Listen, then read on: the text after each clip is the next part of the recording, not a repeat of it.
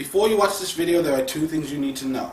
Number one, these videos were recorded in advance just to ensure that they all got edited and uploaded on time. So, any changes made in the couple weeks before the season starts, those will be addressed in the first episode of WNBA Weekly. And the most important thing you need to know about this video is that I am not a member of the press. I am not in any way associated with the WNBA or any of their sponsors or affiliates. I'm just a guy who loves watching the sport and decided to make some videos where I give my opinions on the things that I see.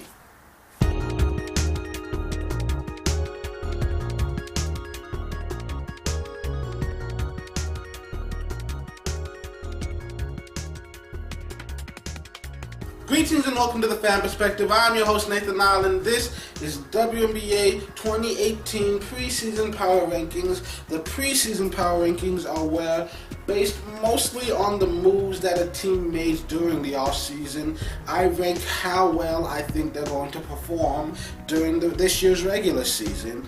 And we're starting with, of course, number 12, the Indiana Fever. The Indiana Fever are a storied franchise. They had a long run, I believe 14 consecutive trips to the playoffs, or was it 12? I think it was 14. Either way, that came crashing to a halt when Tamika Catchings retires. They lose their head coach, and then they end up finishing at the bottom of the league in 2017. Now, obviously, since I put them at number 12, that means I don't expect much to change from last year to this year. I think this team has gotten stronger, but that being said, you look at what they've lost over these past few seasons. You know, people who were there for their championships, like Lynette Kaiser, Tamika Catchings, Briann January. You know, starters, strong leaders, great playmaking assets, just gone out the door. This team is in rebuilding mode right now. This team has made some strong moves in the offseason, re-signing Candice Dupree, drafting Kelsey Mitchell, trading for Kayla. They have the pieces there, but it's still going to be a long, slow process. You've got a stalwart in Candice Dupree who can be a great anchor for them on both sides of the ball all season. You've got a lot of playmaking coming out of the guard position. I'm looking forward to seeing the maturation of players like Erica Wheeler and Tiffany Mitchell. And of course now you throw Kelsey Mitchell into that as well. Second all-time leading scorer. And a lot of people compare her to Kelsey Plum, which the skill set is definitely there, and even Kelsey Plum, she missed a lot of the season because of injury last year, but you saw, flashes of brilliance from her when she was healthy. So if Kelsey Mitchell can come into this league healthy, she could be a favorite for Rookie of the Year. Maybe. It depends on how some of these others perform, because she's got some stiff competition this year.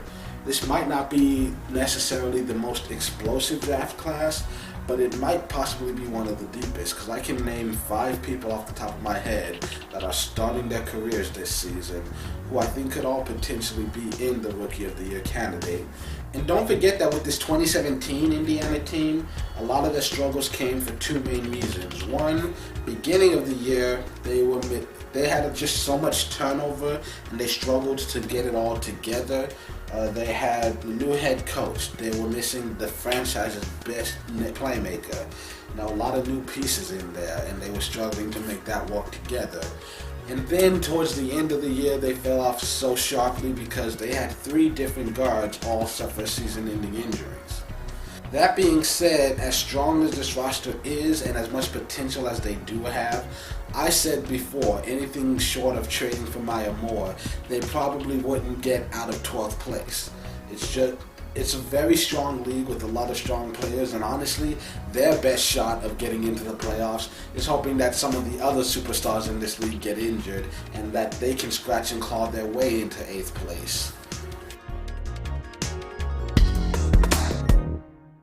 Thanks for watching this video. This has honestly been the hardest power rankings I've ever had to do, and I always get 2 or 3 of these wrong anyways every single year.